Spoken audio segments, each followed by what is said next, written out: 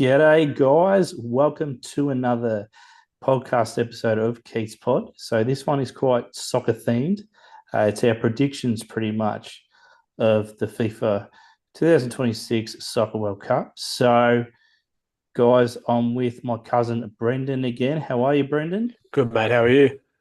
Very, very good, mate. So, guys, Brendan's been kitted out and upgraded for this pod. He's got a new mic and a headphone set, so now he's a true podcaster now, and he sounds a lot better already. And he hasn't said much so far, but No, I appreciate it, mate. I really appreciate it. yeah, it's good, mate. So, Paul, this is what we're going to do, guys. We're going to keep it pretty brief. So, uh, Brendan and I were Australians, so we're going to talk about the Socceroos, and we're going to talk about their game today against Turkey. We're going to talk about Group D, which is Australia, USA, Turkey, and Paraguay. We're also going to speak about which teams we think are going to surprise and do better than what people think. We're going to give our opinions on who we think will win the World Cup, and we'll speak a bit about Cristiano Ronaldo and Lionel Messi at the end. So, Brendan, we'll get things rolling, mate. Now, Turkey played the Australian Socceroos. Are you surprised by the result? I was, yeah, very much so. I was probably hoping for a draw. And yeah, the boys played out of their skins. Sort of, I thought Turkey played a bit bit dumb. They sort of played into our hands. But we came in with a game plan and we executed it to perfection. So yeah, it's sort of pretty exhilarating. Seeing them score those two goals. Yeah, I was surprised as well, mate. When we get to Group D, I actually thought that Turkey would beat Australia, and I thought Turkey would finish on top of the group. But yeah, I was surprised. Um, yeah, Australia just had that brick wall in defence, mate. They kept attacking Turkey. They had more possession of the football and they had more shots at goal. But yeah, Australia's defence was brilliant. Their goalkeeper, Patrick Beach. Now, he's not even their number one goalkeeper, Matt Ryan is, but they played him. He was brilliant. Um, Yeah, he was. He was man of the match. He was fantastic. We should Definitely, have been man of the he match. was three votes. One thing that was really brilliant was when that Turkey player he struck the ball beautifully, and he's gone to dive. He got fingertips on it, bounced off his fingertips, hit the pole of the soccer nets, and the ball stayed in play. If he didn't get fingertips on that, the ball probably would have hit the back of the net. But yeah, he was really, really good, really confident, Yeah, and it's yeah, a so really, was really, really gutsy call when Matt Ryan plays in the Spanish league in La Liga, and he's the captain. And you I go know. with more or less a no-name guy that plays for Melbourne City. Mm. But yeah, just off the back of that performance already, you would think a guy like Patrick Beach will be getting clubs queuing up for his services. He was unreal. He was really, really good. Um, just a few things that surprised me a bit this match, Brendan, is the 60th minute. Uh, Australia's Coach Popovich, he dragged Nestori Irinkunda, and there was still half an hour left in the game, and Australia were only up 1-0. I was very surprised by that. Turkey kept attacking, and in my opinion, I think that was pretty early to take off Aaron Kunda. I would have left him out there. If Australia were Yeah, 2-0 up and there's probably 10 minutes left or 15 minutes left, maybe I would have taken Aaron Kunda off, but I thought half an hour left, I yeah, but wouldn't have taken him off. Aaron Kunda's more of a explosive athlete. He would have been doing a lot of unrewarded running, closing down the opposition, doing a lot of repeated sprints and repeat efforts and things like that. So he's the type of guy that in qualifying he would usually come on about the 60th minute and then Mm. explode.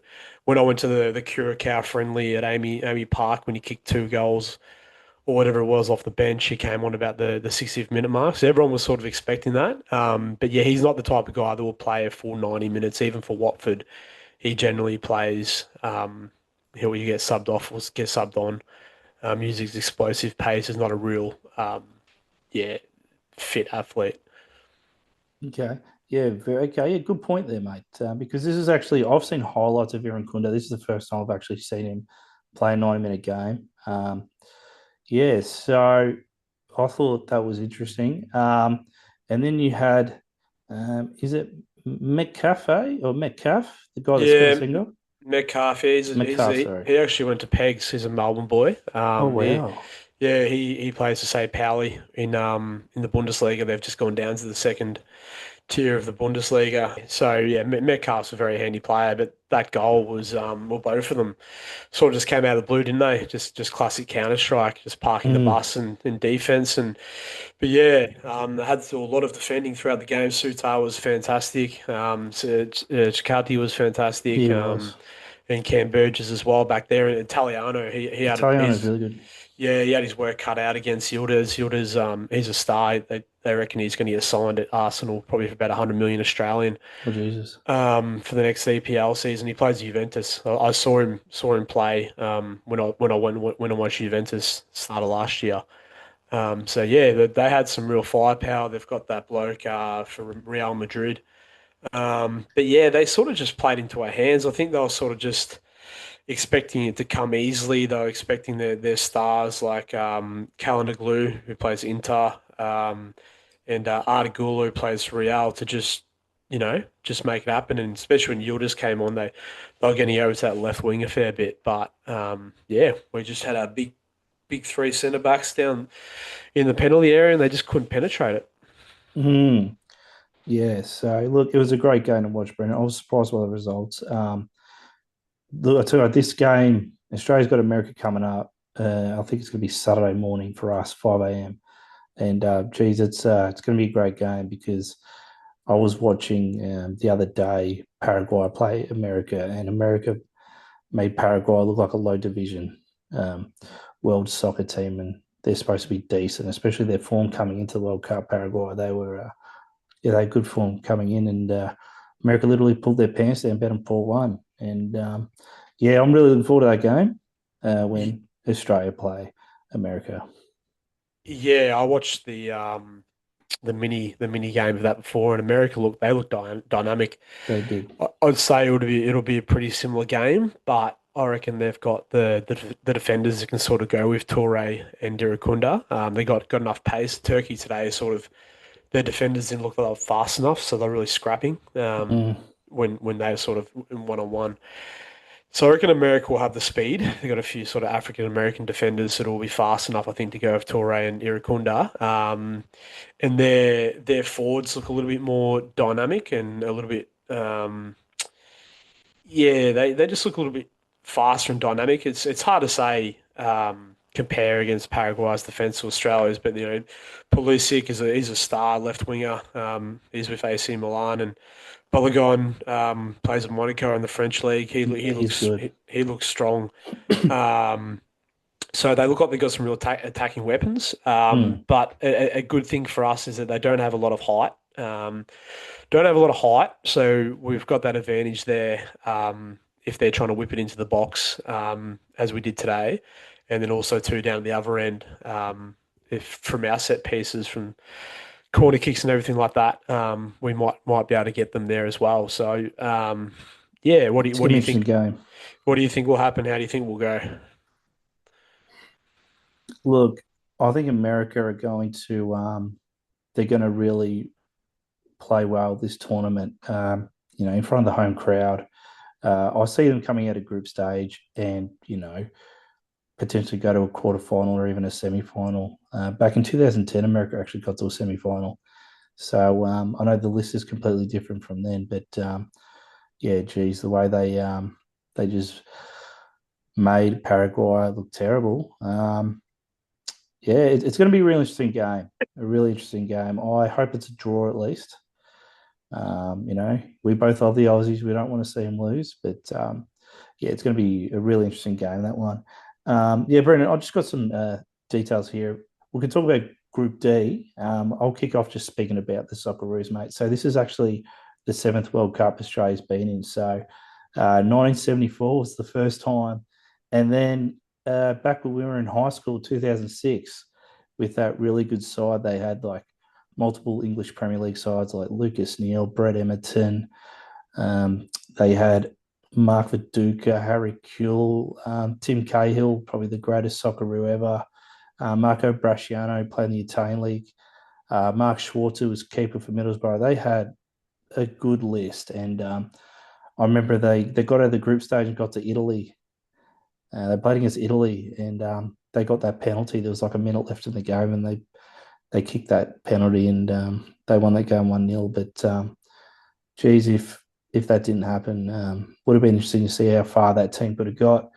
And then yeah, look, Australia were 2010, 2014, 2018, 2022, and 2026. So, look, I will admit Australia have an easier route to get to and qualify for World Cup compared to some of these other teams that have it a bit tougher.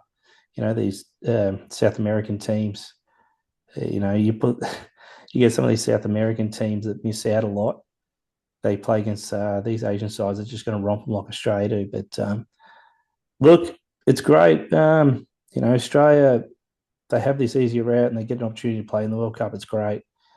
Great for Australia. And yeah, and just some other things, mate, just their form coming into the World Cup. So they played a couple of friendlies, the Socceroos. They played against Mexico. They lost that 1-0 and they drew with Switzerland. So um, pretty average their form. I know that they weren't playing with their full side in those practice matches.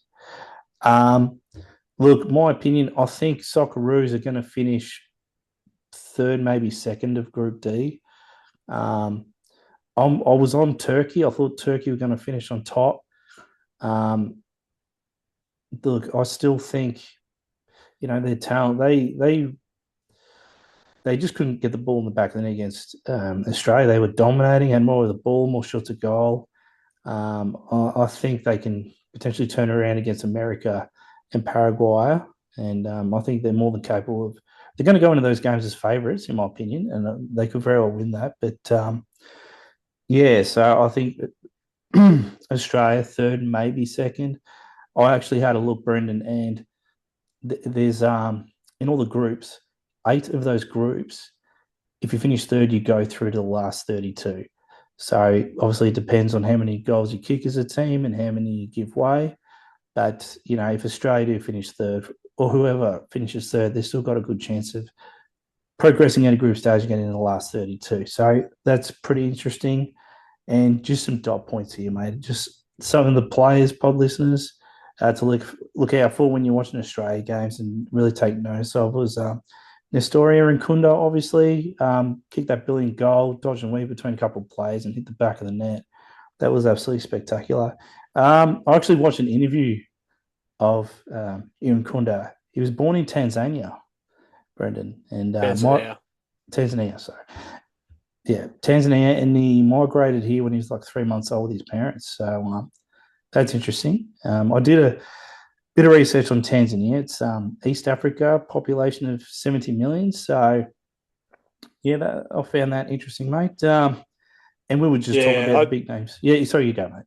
yeah. I was just looking at before online that Mo Torre, Teddy Yengi, and Eric Kunda, I think it was Yengi, that apparently they all came from like refugee camps, like Ghana and Tanzania, and so it's a pretty amazing backstories for them to now be playing in a World Cup. Yeah, yeah. So yeah, that's well, it's great. Australia keep bringing in these immigrants, and some of them are becoming great soccer players. And we were just mentioning a few guys before, like Alessandro Siccardi playing Italia Serie A for Parma, Jordan Boss playing in the Dutch league, very very good player. And Jackson Irvine was speaking about him. He actually started on the bench and came on, Brendan, but yeah, he was. There's high raps on him. He's one of the better players. So yeah, Brendan, you want to elaborate on some of the better players to look out for in that Aussie squad that I didn't? Yeah. Christian Volpato is an interesting one. He plays for Sassuolo in the Serie A. He recently gave his allegiance to Australia. He played sort of under 17s to under 20s for Italy. He's a left winger, quite a talented player. So Volpato, definitely one to look out for. Matty Ryan plays in La Liga, so he's still a very high quality player. The captain, the goalkeeper. So it'll be interesting to see what they do now with the rotations with after the Paddy Beaches game and coming off a 6 day break. And then yeah, Sutar is he's Premier League quality. He has played Premier League before. Um, He's now with Leicester, and I think Leicester have gone down again. So it'd be interesting to see where he ends up next season. And then yeah, you sort of you covered off all of the rest of the main guys. I think Aidan O'Neill plays in Scotland. Socceroos has sort of had a pretty strong Scottish Premier League link. A few of the boys there, like you said, Nistelrooy's in for Watford, Mo Torre's Norwich, I think, in the Championship. But yeah, I think definitely off the back of, I know everyone sort of talks about comparing nations for the value of their players and things like that, but yeah, I definitely think off the back of this World Cup, Australia's, the value of their team could just about double with some of the guys getting exposure and the opportunities that might come for them. So yeah, and you can't discount the whole team spirit and strategy that comes with playing for a nation like Australia. Because on money alone, you look at the values of these squads. In euros, Australia is about 77 million. Paraguay is 150 million. USA is 385 million and Turkey's is 475 million euros. So, Very interesting. yeah, so basically I had a look there that I think Watford, if you compared, say, Watford's value to Australia, they're about a mid-championship side, and you compared Turkey's would be about a mid-Premier League side. So it's sort of like a 10th in the Premier League versus 10th in the Championship. So Australia have done really, really well to take down Turkey in that sort of comparison terms. And I was just listening to some expert commentary in relation to soccer, and I found out like Sakati, Jordan Bice, Aaron Kunda, these guys, they're very young, they're early 20s, and they reckon, these guys stay fit for the next World Cup. They're going to be a better side than what they are now. So, yeah, exciting times ahead for Australian soccer, Brendan. What we'll do, mate, is Absolutely. There's another yeah, guy as sorry. well. So Lucas Harrington, who plays for Colorado Rapids, I think, in the MLS. Apparently Barcelona have just put in a bid for him. So yeah. So like you said, hopefully in 4 years' time we might have Eric Condor and Toure playing Premier League, Suter playing Premier League. Icardi, maybe. He's Yeah, already Italian league, which yeah, is well, they're strong. already they're already Serie A, which is Mm, strong. So yeah, hopefully we might have an entire team similar to the 2006 squad, which mm, was sort of the golden era of Socceroos. But yeah, this is definitely mm, the most excited I've been about the Socceroos. They played above themselves last World Cup. And mm, I was thinking today, couple of comparisons. This definitely feels a lot very similar to 2006 when we had that fantastic win against Japan 3-1 in the first game. mm. And then we went and lost 2-0 to Brazil, and then we went 2-2 to Paraguay. So I think it's pretty similar. Like I was saying at work this week, that if we win one, draw one, lose one, and keep things tight, we'll probably get through. Like you said, Mm. whether it's second or third.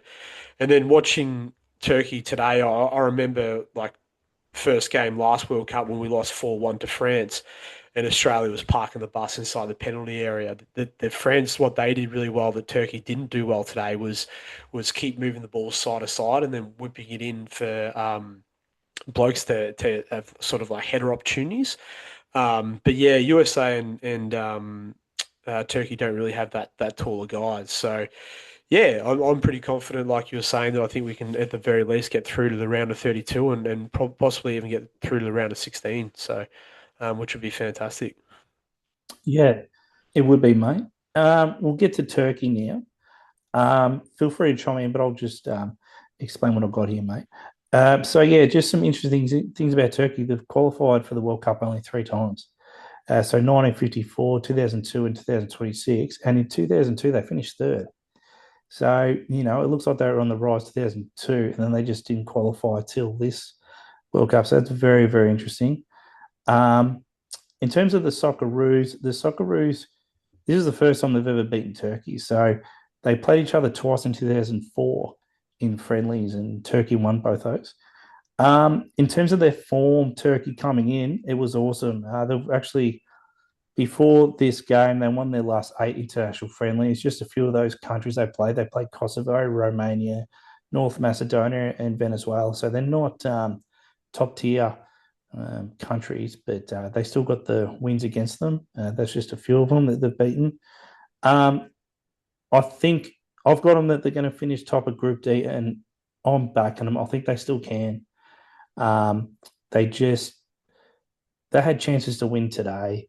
Very attacking. They just couldn't put the ball in the back of the net. They really put the pressure on. They were just up against a rampant, really good defensive Australia, and that might not necessarily happen when they play against America and Paraguay. So I'm still backing Turkey to finish on top of Group D, and just some of their guns. Arda Gula. So there's soccer experts out there thinking he's potentially could be the next Lionel Messi. 21 years of age, he plays for Real Madrid, and he starts in their 11. So he's not a guy that comes off the bench or anything like that. So he's a real talented guy. He had a crack today. He was attacking. He just couldn't put the ball in the back of the net. He just couldn't assist another Turkey player to put the ball in the back of the net either. But a guy of his talents, he's expected to turn things around the next couple of games. And we were just speaking about Keenan Yildiz, currently Juventus, Italia Serie A. You said Arsenal were having a crack at him, Brendan, offering him a big dose. So, yeah, he had a crack as well today. Great player. And yeah, anything you want to say about Turkey, mate, that I haven't? Nah, you've covered it off really. Like I said, I think they just came into the game a little bit overconfident. They probably didn't quite have the right strategy. They sort of just thought it was going to happen for them. They probably took us a little bit lightly. But yeah, it's still a pretty tight group. Like USA is ranked 17th in the FIFA rankings, Turkey 22nd, Australia 27th. So when you put in that perspective, despite the large gap in money, we're only five countries behind Turkey. So yeah, Yeah, so it's pretty even. Like Australia's pretty unfortunate. They usually have a team like a Brazil or a France or they usually have at least one of those really top sides in the group, but now they don't, which really evens it out a bit. So yeah, very interesting Group D, Brendan. People. I've listened to all these experts about Group D, and all these people have different opinions. Most people think that Turkey have the best talent, pen on paper, out of all the teams in Group D. But yeah, it's been pretty unpredictable so far. Um, yeah, and just coming back to your point earlier about saying Australia has it easier than other nations. Well, I mean, there's 12. I think it says here there's 12 teams, 16 teams in Europe have a chance to qualify. Where there's six from Asia, I believe. And if you look at some of the teams, like Japan's ranked 18th in the world, South Korea 24th, Iran 21st, and then there's Qatar and Iraq as well. They must be 40 plus. So Australia still has some pretty stiff competition. Yeah, the making it. but I know, look, I've seen Australia, and I know they play against like Thailand. They do play against those weaker Asian countries and absolutely romp them. They play against New Zealand sometimes to qualify for World Cup, and they romp them as well. They've actually qualified New Zealand, which is good for them. I don't know too much about Yeah, their list, but because we changed from when we qualified 2006, we changed from Oceania, which had half a spot. And it used to be that like CONCACAF, I think CONCACAF anyway, the South America would have like 5.5 spots. So then there'd be a half a spot from Oceania, which Australia would always win, but then we'd have to go play like Uruguay or Peru, like mm, Uruguay mainly. And then once we won 2006, we got moved into Asia. But they've actually, now that they've broadened the World Cup to 48 teams, there's actually an entire spot from Oceania. So, like New Zealand are pretty much guaranteed. They were the first team to qualify for this World Cup because they're playing against like Fiji and like Tonga. Thailand. Yeah, no, not Thailand. Thailand are in Are Asia. they in Asia? Oh, Yeah, sorry. so the Oceania, it's literally just like New Zealand and then beating up on like all those islander minnows. So, yeah, Like Australia used to do. yeah. Yeah, it's interesting, mate. Mate, we'll get to America now, and I've just got some notes here. You can chime in whenever you want, mate. But just the history of USA. So they've qualified for 12 World Cups, and they actually qualified in the first one, which was back in 1930, and they actually did the best in that year back in 1930. They finished third. So that's just some interesting facts there. Um, Yeah, the Socceroos actually haven't beaten the USA in any soccer game since 1992. So they played a friendly back then. So they've played each other four times in history, America and Australia. So yeah, Australia won once and America won the other three times.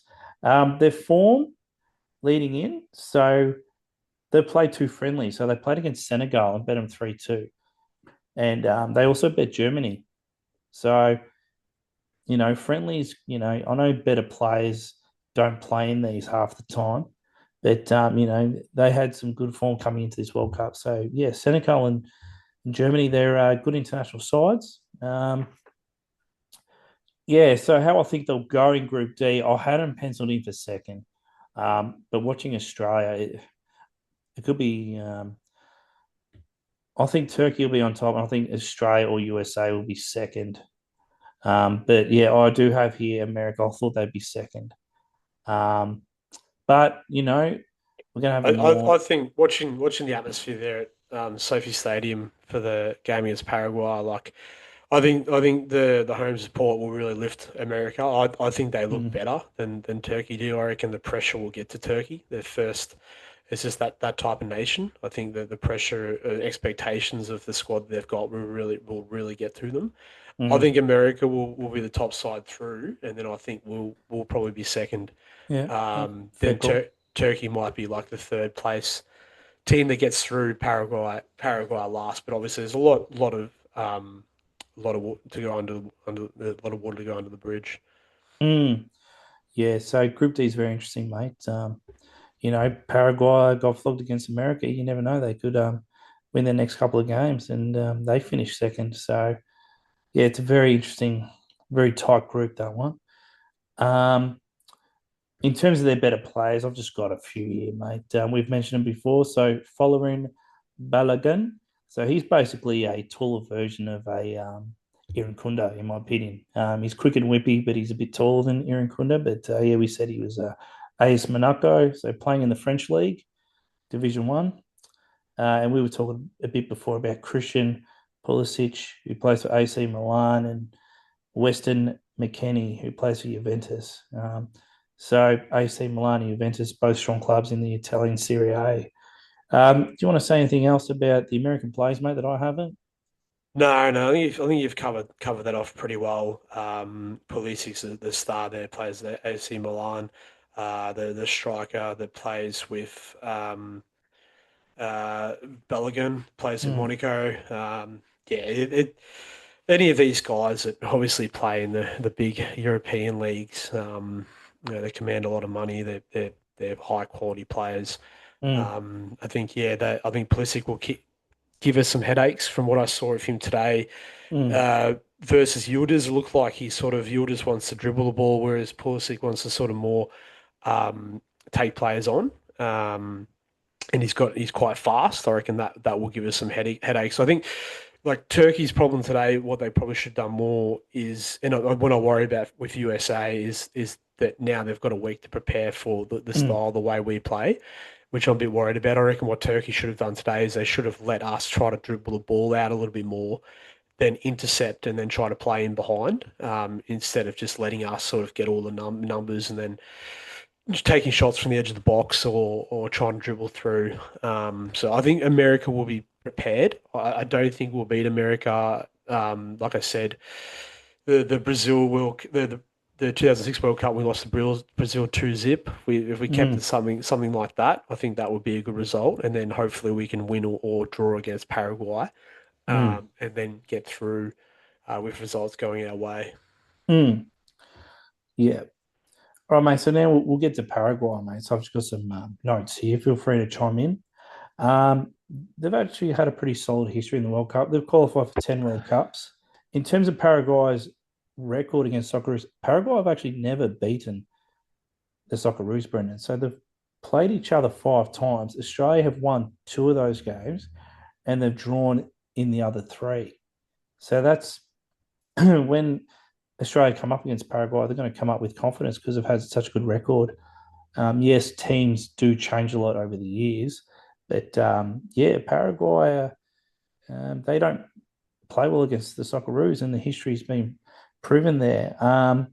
In terms of Paraguay's form leading up to the World Cup, they've played three friendlies this year. They played against Greece and they beat them 1-0. They played against Morocco and lost to them 2-1. And they played against uh, Nicaragua. I think that's how you pronounce it. Uh, Nicaragua, they beat them Nicaragua, 4-1. Central American team. Yeah, yeah, excuse my pronunciation. Um, yeah, I've got Paraguay finishing fourth in Group D. Um, you know, I had to pick a side, and I think it's going to be them. And I guess the way you saw America literally pull their pants down, I could be accurate there. Brendan, anything you want to say about Paraguay Yeah, just coming back to the argument before about saying like Australia's got it easy in the Asian Cup, and qualifying? yeah, that has got a bit of merit because if you look at like the South American, I was looking at now, they only have six teams go through, whereas Europe, like I said, have 16 and Asia have eight. So, and then you look at the rankings, like I said, the top four rankings for Asia are Japan 18, Iran 21, South Korea 24, Australia 20 27, then like Qatar, Saudi Arabia, Mm, Iraq and Uzbekistan are sort of outside the top 40. But then you look at like Argentina's one, Brazil's six, Colombia's 13, Uruguay's 15, Ecuador's 25, and Paraguay's 40. So, and then you look at some of the like Peru, Chile, Venezuela didn't make it through, um, especially Chile. So Paraguay must be must have had some really good form in the lead ups.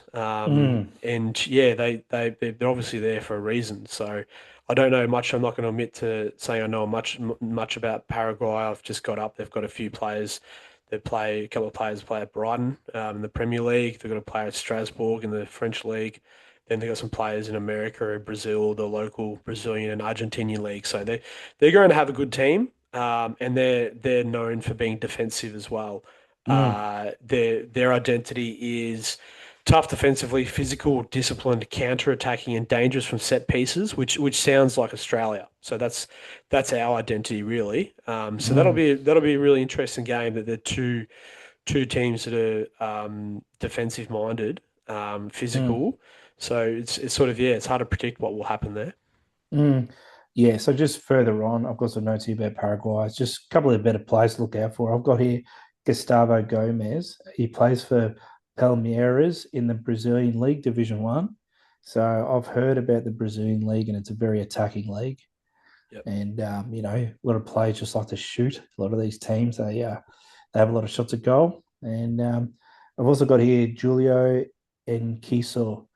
So he plays for Strasbourg in the French League Division One. So they do have a few players they're playing in top leagues around the world. Um, all right, Brendan. So just opinions on a couple of countries that are going to surprise people and do well and do better than what people think. Just off the top of your head, mate, is there at least two countries you can think of that might not necessarily win the World Cup, but could get to a quarter final or even a semi final and just surprise people? Um, I mean, again, I'm not going to speak like an expert here. I'll just Mm, stick with what I do know. mm, I mean, France and Spain seem to be the standout. mm-hmm, The standouts. I mean, Argentina will be thereabouts. Being a South American team in the American heat, I reckon that will be an advantage for them. I'd like to see England do well. Obviously, Portugal and Brazil are probably the two that would be sort of like the dark horses there. Even Morocco and yeah, so I think it'll be France and Spain with the heavy hitters. Argentina always do well. mm-hmm. Yeah, what do you think, mate? In terms of dark horses now, I've got to hear a couple of countries. I don't think they're going to win it, but they could get to a quarter final or even a semi final. So, in terms of the African sides, Brendan, usually one African side surprises people.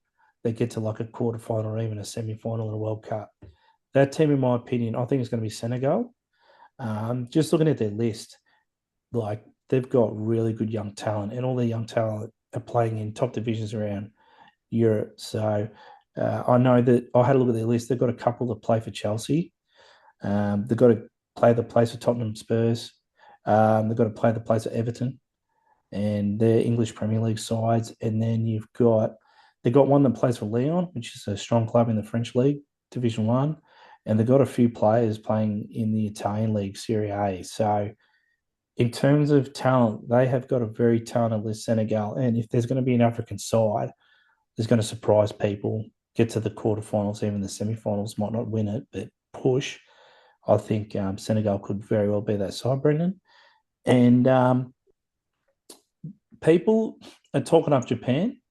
Their form has been quite good coming up to the World Cup. People are talking about Japan went to England and played them in a friendly, and England had a pretty decent team coming into that friendly. And Japan bet them and just completely outplayed them. And Japan are they're very well coached. They're playing a very good ball movement type of soccer. And look, Japan. I know that they've got out of the group stages a few times, but they're kind of like Australia. They'll get to like last 32 or last 16, they're out. But there's people out there thinking that Japan could go a bit further this year. So they're definitely a side to keep an eye on.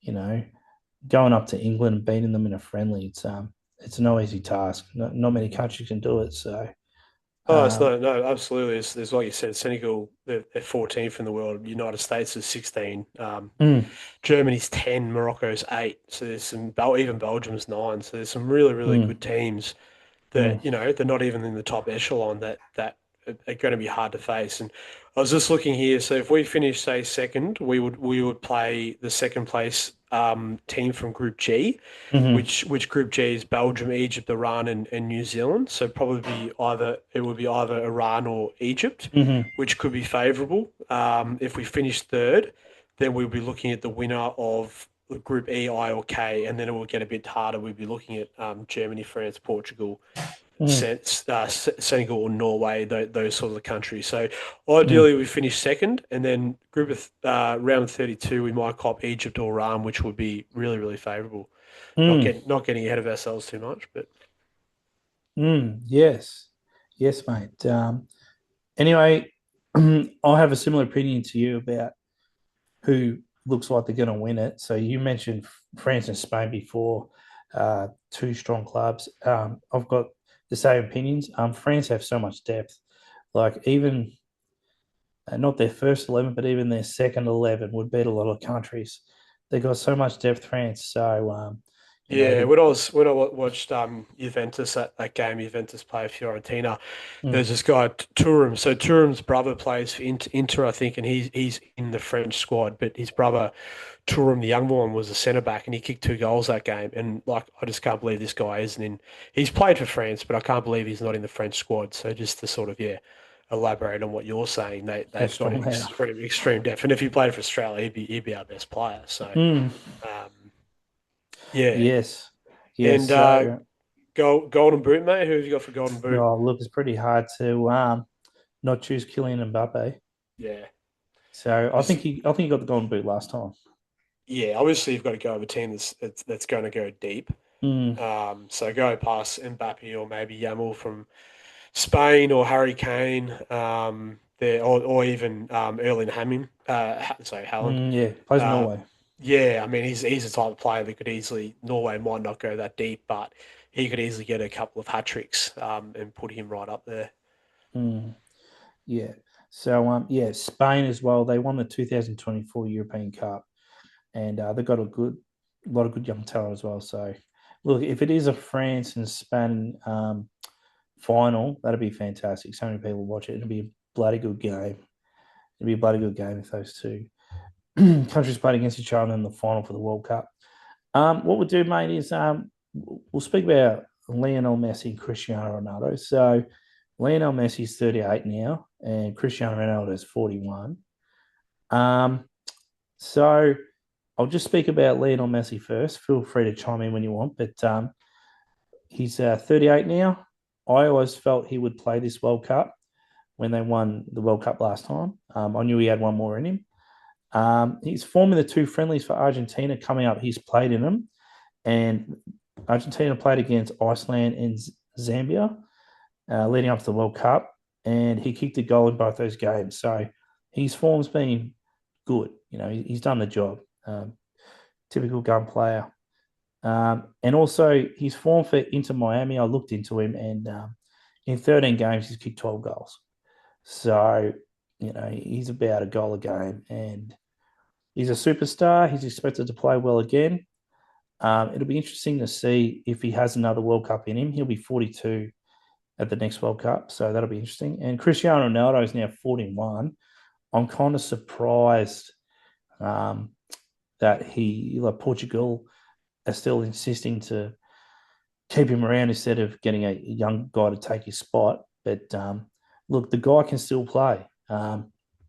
He's fit as a fiddle. He's very, very professional. Cristiano Ronaldo. He probably never drinks alcohol. Very disciplined with his diet. He's a vegan diet, good supplement program. You just see the guy. He still moves as well as ever, and he's 41.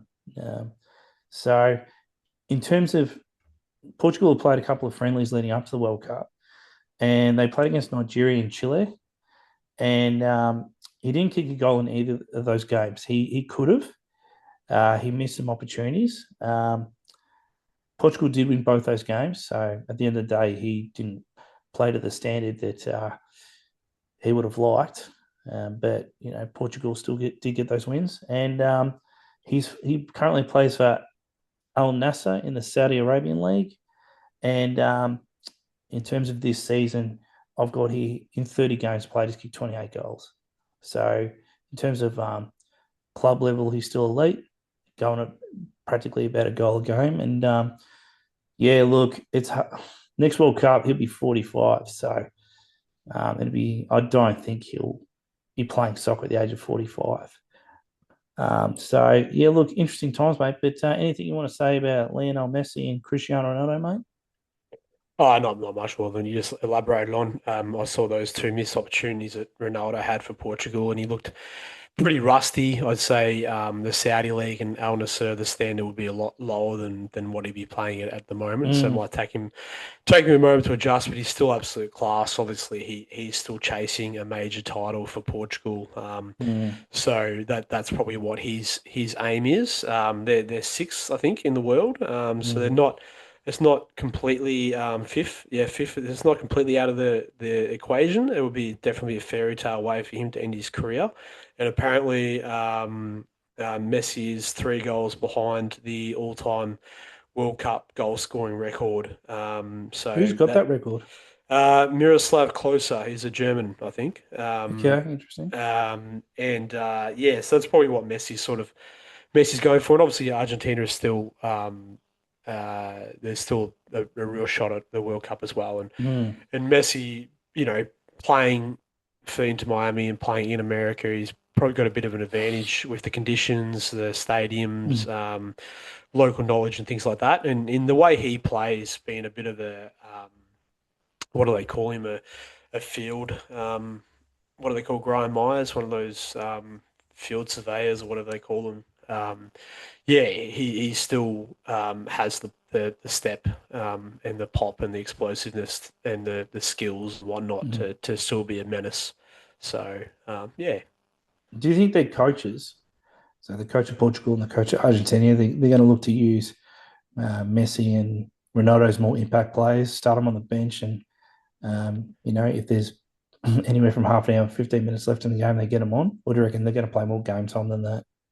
I would say you'd be looking at both of them would be starting and playing majority of games, maybe subbed off. Mm-hmm.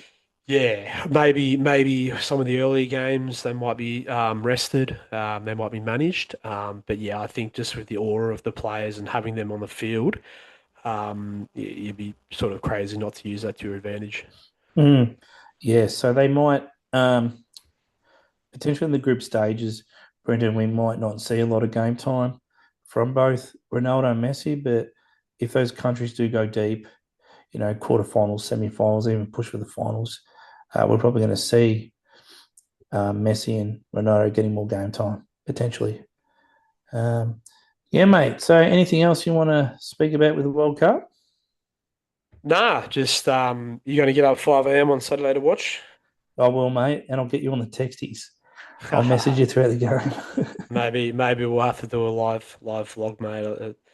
Do the reactions, mate. I went a little bit nuts today. Got a little bit we always get a little bit emotional watching the Socceroos. It's Mm, just great to see how it unites the entire nation, and it's great to see everyone down the local pub. I could hear them from my place going off, and mm, all the Fed Square and stuff like that. It's just, yeah, and even like watching the game today at Vancouver, like them singing "Land Men from Men at Work" and "Land Down Under," and the support that we had. It just gave me really confident vibes, even before the game. That's why I worry a little bit about the America game at Seattle, that it might be a mm, really intimidating atmosphere and we might be outnumbered there with the Australian support. But yeah, mm. it is good to get away around the national team. There's nothing like it in any other sport. So maybe the basketball in the Olympics. It's good to get behind The boomers. the boomers, yeah, in the Olympics. But otherwise, Mm. there's sort of nothing really like it on the teams the world stage, and see the Australians punching above their weight. It makes you proud. Yeah, yeah. So the Socceroos and the Boomers are my two most favourite Australian representative ball sport teams. So yeah, I always show interest in both those teams, and yeah, it's going to be really interesting to see how deep and how far Australia can get with this list. So the experts are saying that if things go well with the list, they should be even better next World Cup. But yeah, let's just embrace it, guys. They've surprised us so far, whipping Turkey, and yeah, they're a team to really watch and see how well they go. All right, guys. So we'll wrap it up now for this pod episode, and I hope you all enjoy it and go the Socceroos. The Cheers. Socceroos.